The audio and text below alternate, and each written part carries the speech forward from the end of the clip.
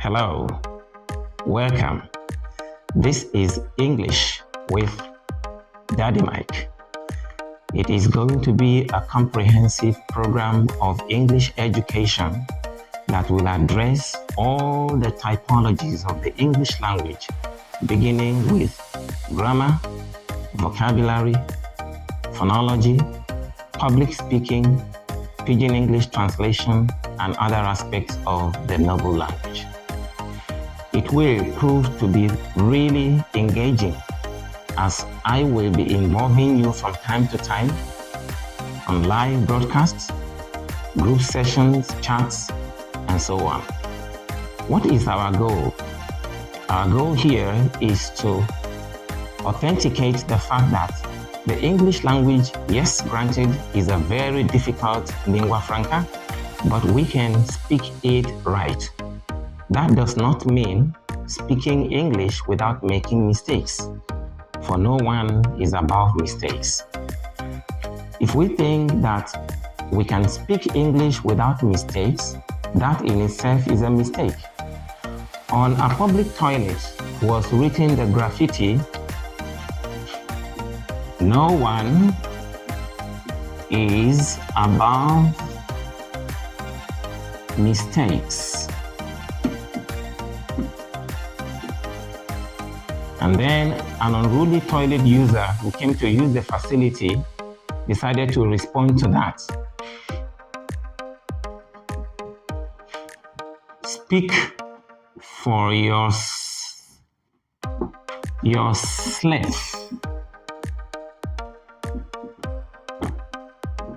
You cannot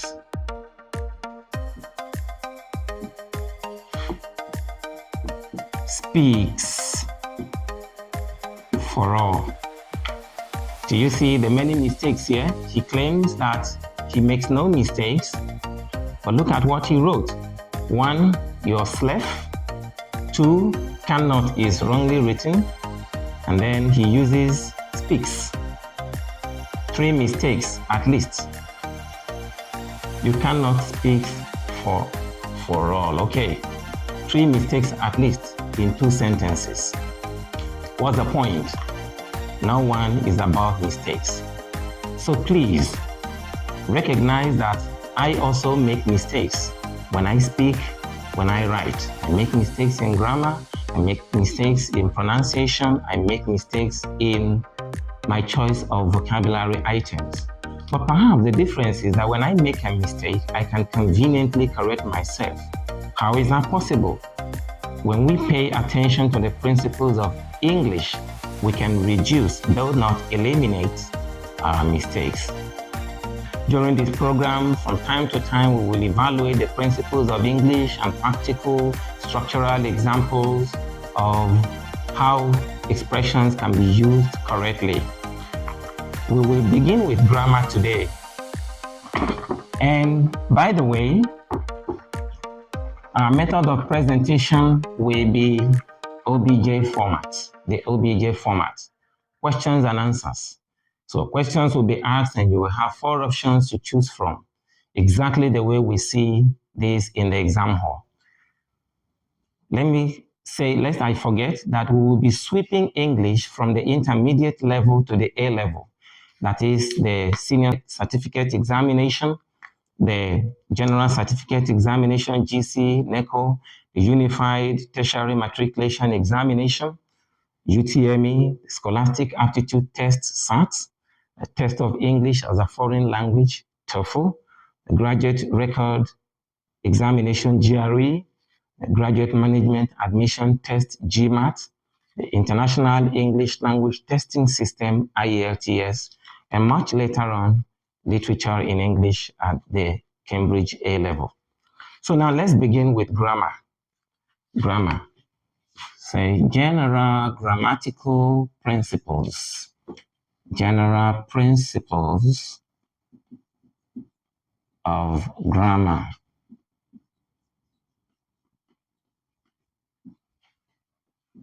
All right. From the options lettered A to D below, choose the word or phrase which best completes the given sentence. Again, from the options lettered A to D below, choose the word or phrase which best completes the given sentence. Question number 1, I dash my breakfast before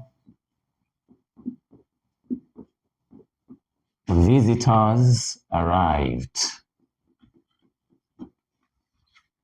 I dashed my breakfast before the visitors arrived.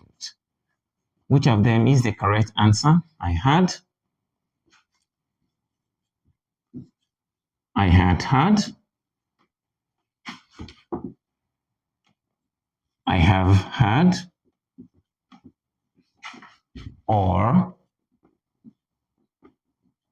I was having. I dashed my breakfast before the visitors arrived. I had my breakfast before they arrived. I had my breakfast before they arrived. I have had my breakfast before they arrived, or I was having my breakfast before they arrived. Which of them do most Nigerian users of the English language use? Please don't do tumbo tumbo. You know tumbo tumbo.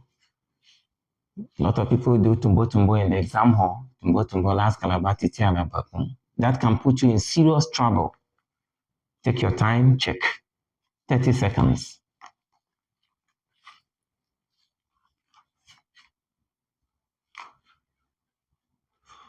All right. I guess you have chosen your answer. Well, if I told you that the answer is A, I would be wrong. And I hope you didn't choose A. How about B? It doesn't look it. It doesn't even seem to sound it.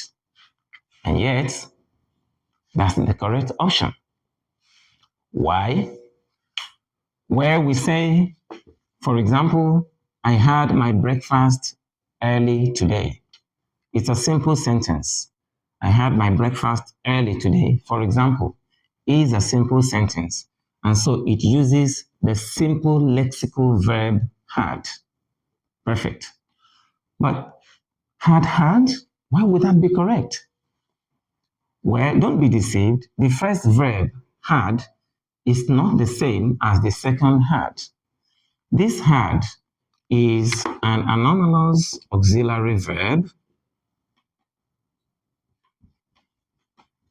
Anomalous auxiliary verb, just like has and have can be. Whereas this is singular and this is plural, this is neutral. It is neutral and is different from this. This had means taken. So the combination of this had with this had makes this expression in the perfect tense. Precisely, this is the past perfect tense. I had my breakfast. Remember, this is in the simple past tense and does not go with a sentence like this where one action preceded another. It goes with a sentence that is in the simple past. Remember, such as, I had my breakfast early today.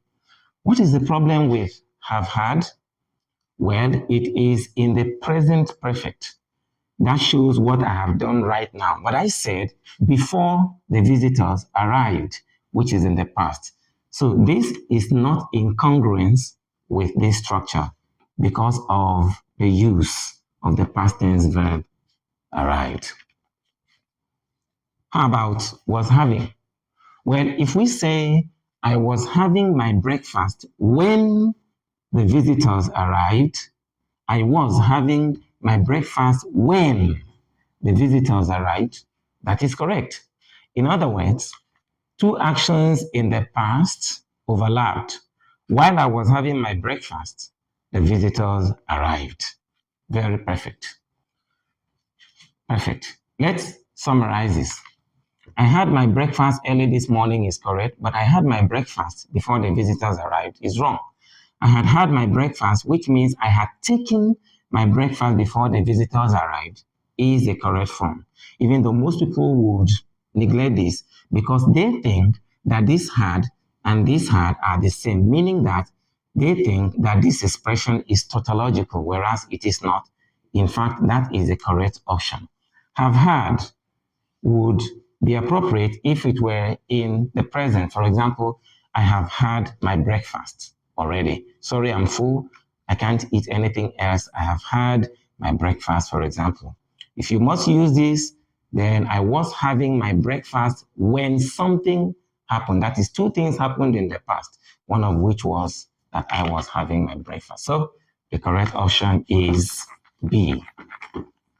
Let's look at another problem in grammar. Call this two. The two dash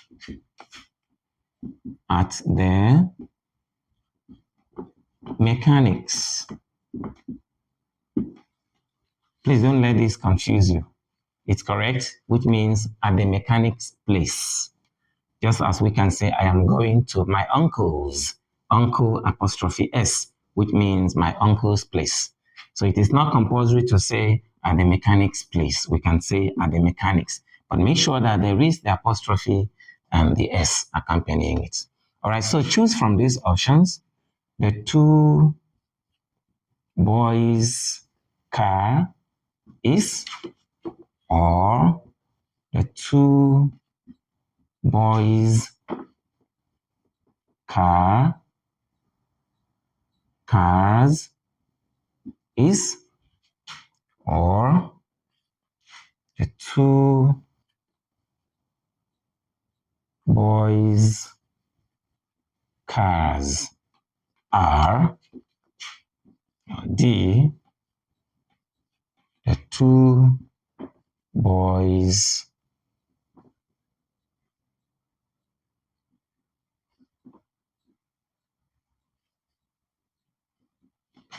car are. Which of them is correct? Check. Check very well. Choose wisely. It's a big problem in grammar.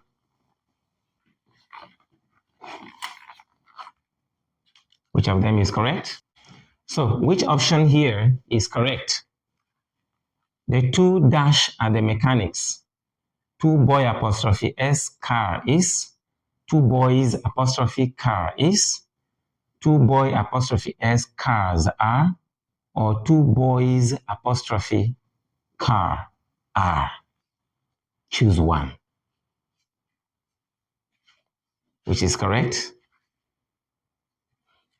Of course, this is wrong. Once again, option B is correct. It's a very tricky question. Yes, tricky, not trickish. It's a very tricky question. Why so? Remember the determiner, the cardinal determiner 2 introduces a plural noun. Any noun that appears after 2, 3, 4, 5, and so on must be plural. So we have to eliminate two options which are singular. Boy apostrophe S is singular, same as this. So let these two go. It means logically the answer is either B or D because they are both plural. Boys apostrophe, boys apostrophe. So what follows is car, right? After car, which is singular, should the noun, or rather the verb, be singular or plural? Of course, it must be singular. Car is, not car are. Now, how logical is it to say that the two boys' car is at the mechanics? Simply put, the two boys own one car. Perhaps it's the car that takes them to school. They often go to school in that car. They don't go to school with the car. they go to school in that car. We'll address this aspect of grammar when we treat prepositions. So the two boys have one car, and that car is at the mechanic's place. That is option B. Question number 3.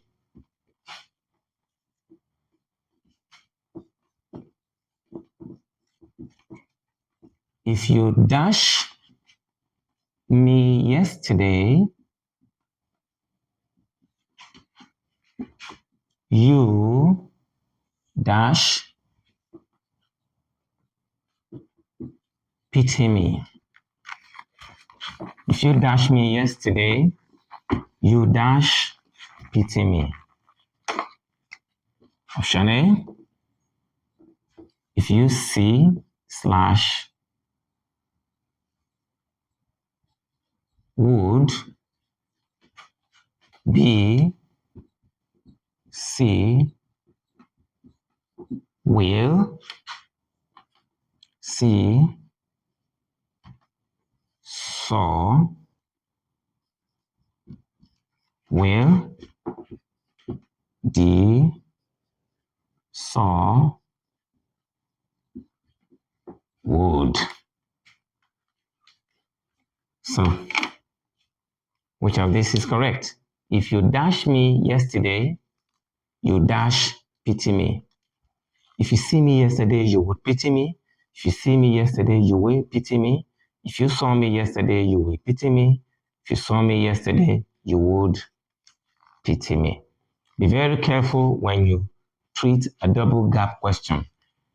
For if you don't get the two gaps properly, correctly filled, it will mean that you have failed the question.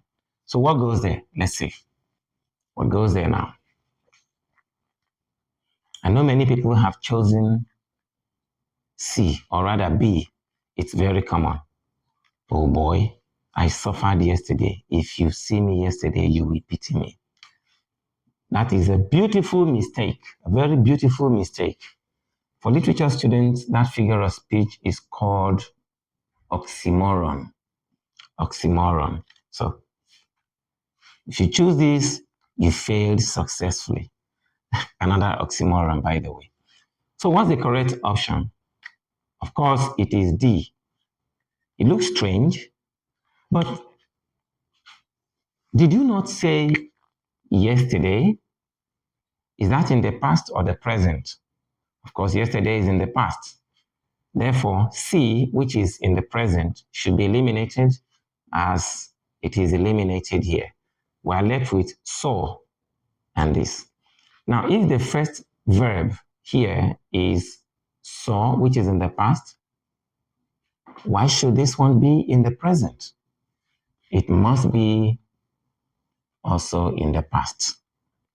What's the principle? The principle is that when the first verb in a compound or complex sentence is in the past, the corresponding verb in the second clause must be in the past also. That is, the first verb in the first clause of a compound or complex sentence is in the past. The corresponding verb in the second clause must also be in the past. Very simple. So then the answer is this. So from today, please say, if you saw me yesterday, you would pity me. Not if you see me yesterday, you will pity me. Question number 4. Question number 4.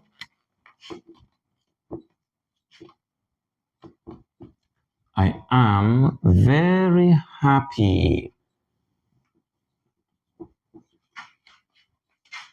Dash in India. All right. I miss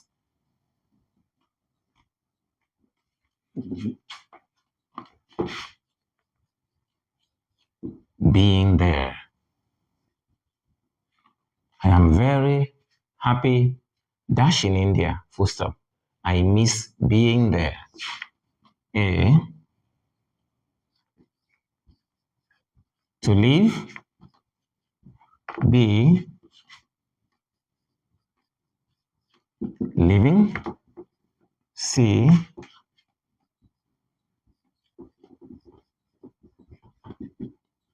to be living. Or D, to have lived. Which of them is correct? I am very happy dash in India. I miss being there. Am I very happy to live in India so that I now miss being there? Am I very happy living in India, to be living in India or to have lived in India? If I now miss, that's the logic, please. If I now miss being there. So which one is correct? Of course, the correct option is to have lived. To have lived. Why? The second sentence here means that I no longer live in India. Otherwise, if I still live in India, why do I miss being there? It means I'm no longer in India. So I am very happy to live would suggest that I am still in India. And by the way, we don't ask someone, where are you living? What we ask is, where do you live? I live at, not I am living in. Please take note. Therefore, this two is gone. To be living would also have the sense of to live, which means still being there, apart from the fact that it uses living, that is in the present progressive tense. That makes it wrong. To have lived means that I've been there before. Of course, that is the sense implied there. Since I've been there before and I'm no longer there, I miss being there. That is why option D is correct. 5. This is another very troublesome one. Please be careful. Much stronger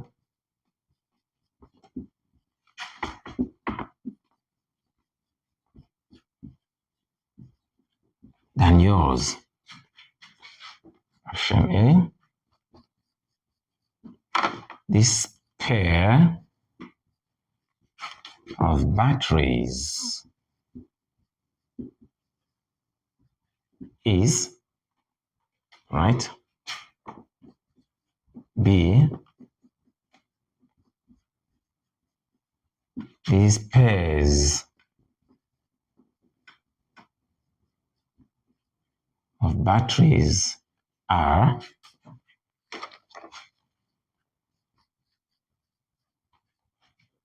these pairs of battery is, or D, these pairs, this pair, right, of batteries are. This one is a tricker. So take your time. Dash much stronger than yours. This pair of batteries is, these pairs of batteries are, these pairs of battery is, or these pair of batteries are. Which is correct?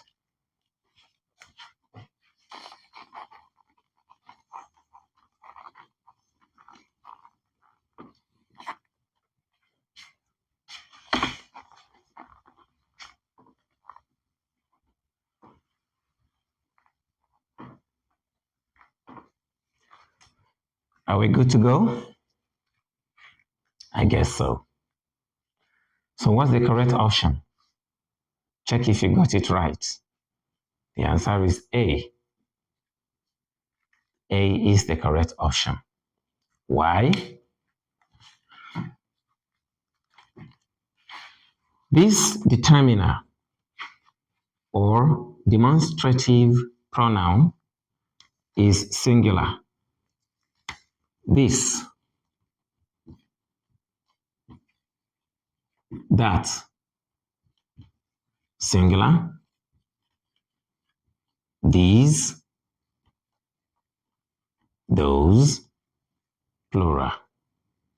So, singular determiner, singular noun. A pair of batteries. A pair is usually a combination of two. So we have at least two batteries, and that is a pair. This pair is. This pair is. If we reshuffle this sentence, what we have is of batteries, comma, this pair is much stronger than yours. Of batteries, comma, this pair is much stronger than yours.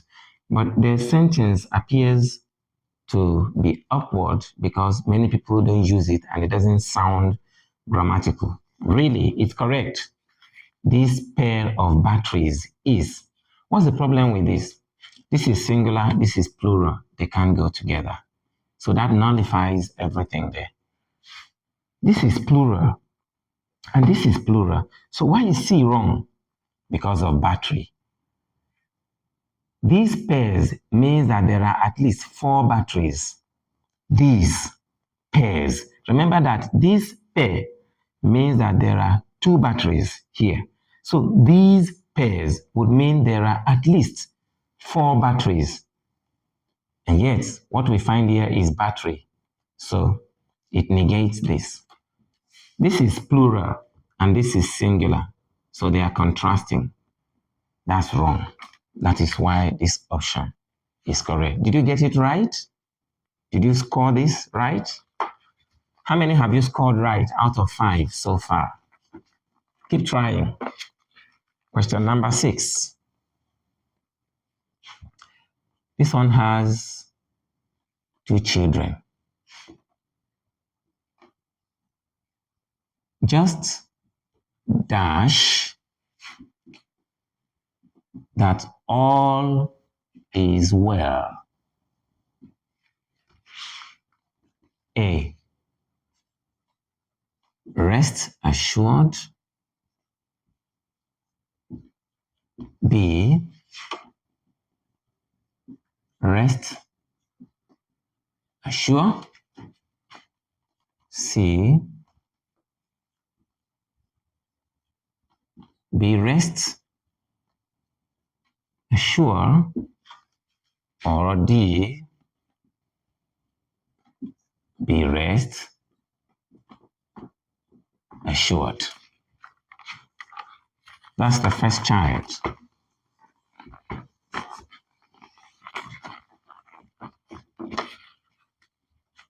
Six I dash that all is well. A.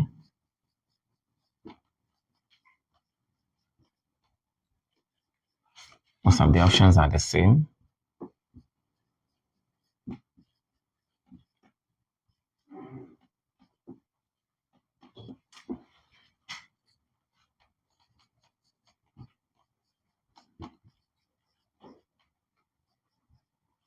All right.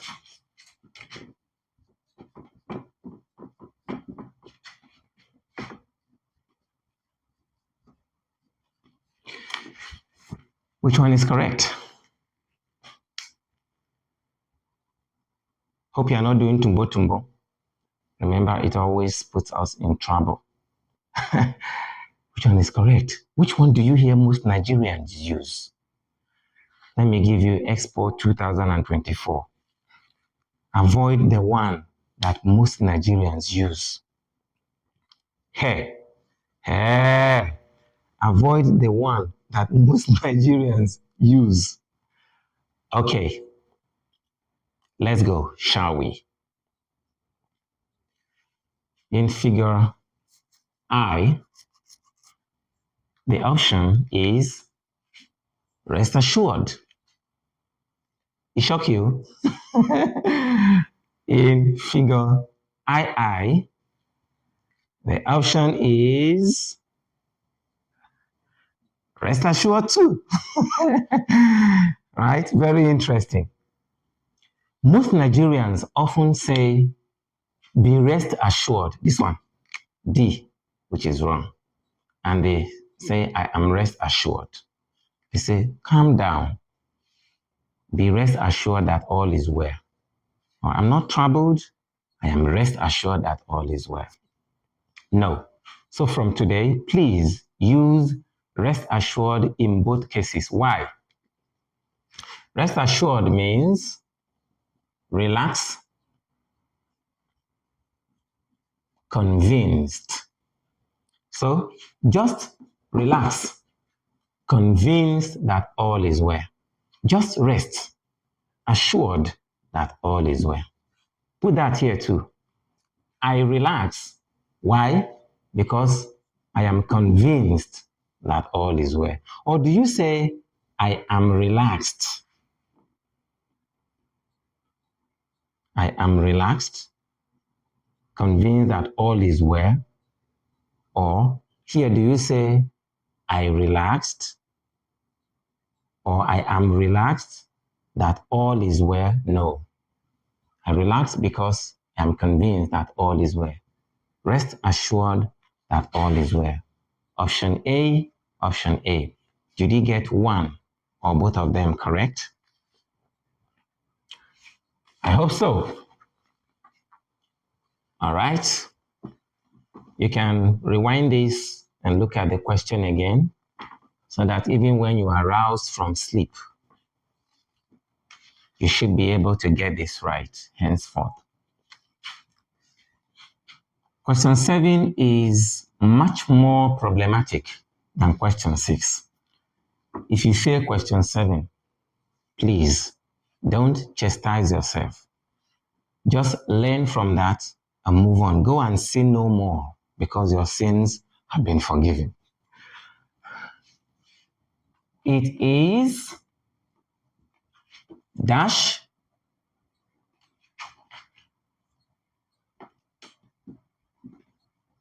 to blame for your failure. It is dash to blame for your failure. A.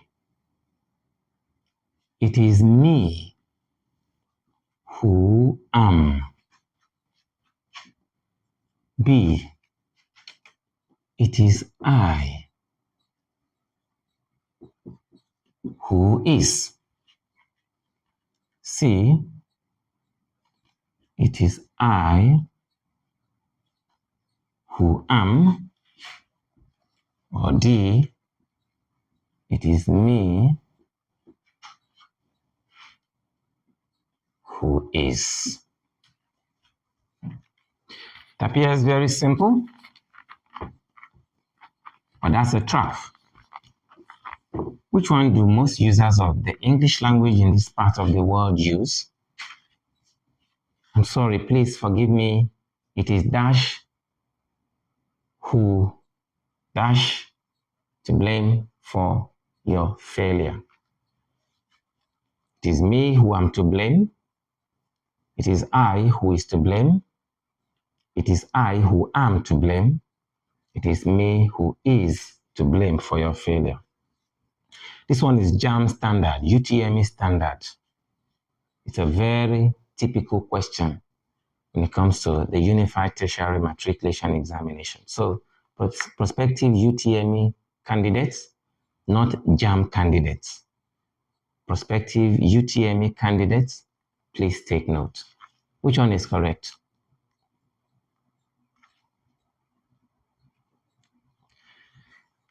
If I told you that the correct option is B, would you believe me? Please don't believe me because B is wrong. Option B is wrong. What's the correct option?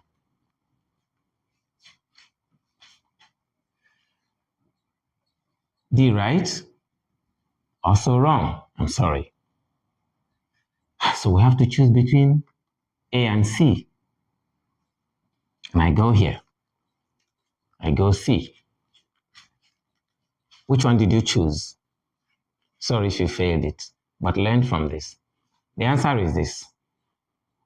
The sentence simply means I am to blame for ... ellipsis. I am to blame for your failure. So it is I who am to blame. Please don't let this confuse you. Anytime you see a structure like this, just remove it is and then who, which is in all the options. Remove who from all the options. What you have is I am to blame for your failure. We hope that that is simple enough. If you have any objection to this, as in any other cases, please send a message down there in the chat box. I will respond to that anytime, please. Question number 8. So number 8.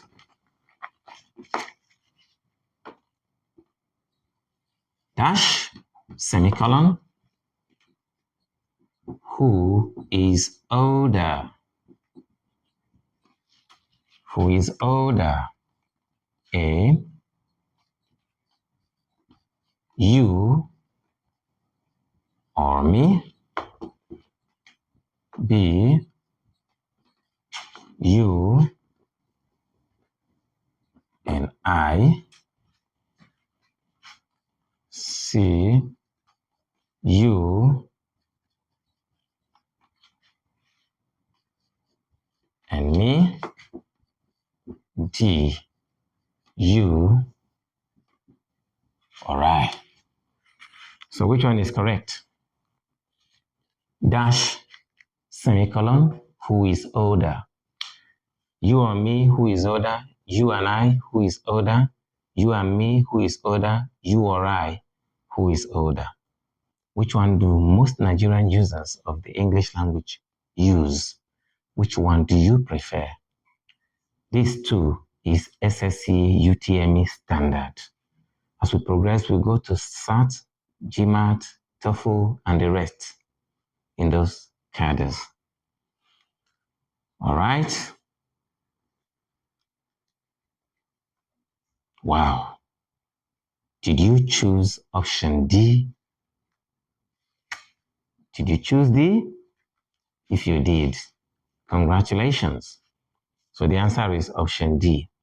Why? Comparison usually takes place between two subjects, not between a subject and an object. Here, you is subject, me is an object pronoun. Very soon we will treat the cases of pronouns as a special topic. So you will know object or objective pronouns, subject or subjective pronouns, and then possessive pronouns, how they are used, such as the difference between who and whom, between I and me, between she and her, they and them, we and us, and so on. So comparison takes place between two subjects, not between a subject and an object. And here we are comparing subject 1 with subject 2 in terms of age. Which of us is older? Are you older or am I older? Are you older or am I older? That's why this is correct. If you chose this, then you meant, are you older or am me older? That is epileptic grammar. This would mean, are you older and am I older? Jaundiced grammar. This, are you older and am me older? I don't know what to call this one. So you see, the right expression means, are you older or am I older? And by the way, we ask, How much older are you than I am? How much older are you than I am? Yes. Okay. We move on to question number 9. Question number 9.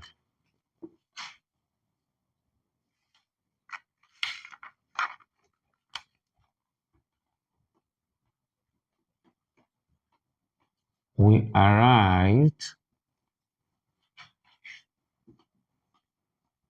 at the television station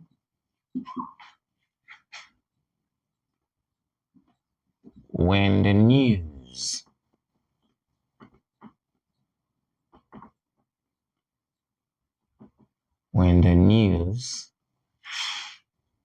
dash.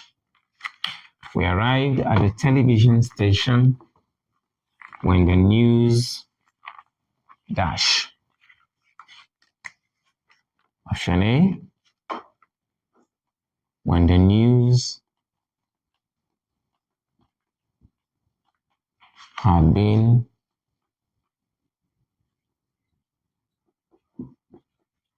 broadcasted. B,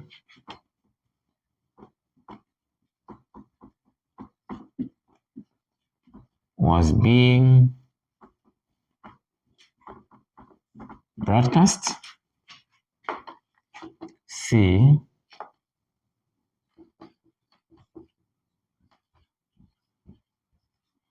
was being broadcast. Or D,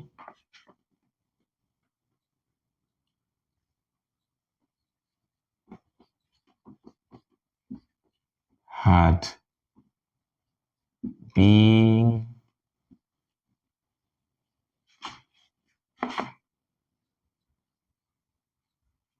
broadcasted.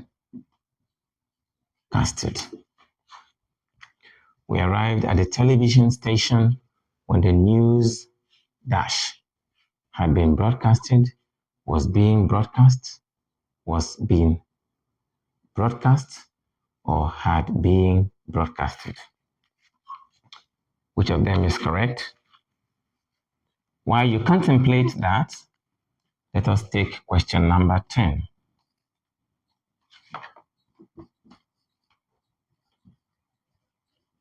The food is for dash.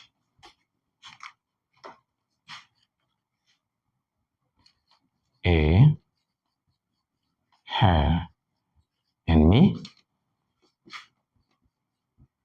B, she and I. C, her and I. Or D, she and me. This one is double wahala for dead body. So you have two questions to tackle here. The first, remember, we arrived at the television station, at the television station. Please take that correction. We arrived at the television station when the news dash had been broadcasted. Where, broadcasted does not exist in English. It is one of the over 100 words that PNE users of English. PNE means Popular Nigerian English users of the language use. Those words don't exist in English. We will get the complete list later. Take note, please. This is one of them. So the past tense of broadcast is broadcast. The past participle tense of broadcast, not past participle, but past participle tense of broadcast is also broadcast. It doesn't change. Therefore, we have to eliminate the options that have broadcasted.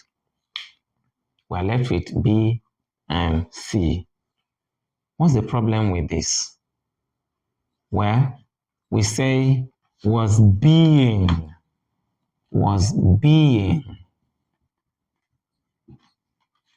or is being, was being, am being, right? Are being, and were being. These are primary auxiliary verbs that are used with the be form, this ing be form. I am being, he is being, we were being, he was being or she was being. But we say has, have, or had been. Has been, have been, had been. Remember, these three, as used in a context such as this, are called anomalous auxiliary verbs, whereas these ones are primary auxiliary verbs. Then too, we have modal auxiliary verbs. Modal, M-O-D-A-L, modal auxiliary verbs, such as shall, past tense should, will, past tense would, can, past tense could, may, past tense might, dare, D-A-R-E, not dare, dare, past tense dared, D-A-R-E-D, and then ought. That one does not have past tense, so you cannot say oughted. English doesn't work that way. So we can say because 2 is 222 and 333 is 333. Therefore, 111 must be 121. It doesn't work that way. And because we can say, give her book, does not mean we must say, give me book, give us book, or give them book. All right. Okay. So when the news was being broadcast or had been broadcast, was being broadcast or had been broadcast will be fine. But here we have had been broadcasted. Remember, broadcasted does not exist in English. This Mr. Trouble, this one is a terrible, this one is a terrible one. I often hear every day people say the food is for you and I. This food is for you and I, or it's for he and I. And they think that they are speaking correct English. Well, and it's quite tricky when you look at a question like this, but it's very simple. I always recommend splitting. Once you split the structure, the answer becomes glaring. For instance, the food is for her, right? Or do you say the food is for she? No, I have never heard people say or anyone say the food is for she. The food is for her. So it is for her and it is for me. So the food is for her and me. The food is for her. The food is for me. If you go here, it means the food is for she and the food is for I. In case you chose this option, please see me privately. We need to hold a meeting. It's a very critical meeting. This would mean the food is for her, which is correct, and the food is for I, which is wrong. Here, the food is for she, epileptic. The food is for me, correct. Both pronouns must be correct, and in this case, must be in the objective form or case. Why? Because they are objects of the preposition for. This preposition for requires an object. It also applies to the secret. So we say the secret is between him and me. The secret is between him and me, not the secret is between he and I, because between is a preposition and him and me, in quotes, is object of that preposition. If you have stayed to the end of this maiden episode, thank you very much for your time and your listening ears. I trust that you paid unsegmented attention throughout this introductory lecture. If you really enjoy this lecture, as I suppose you do, please like, share, and subscribe to this video.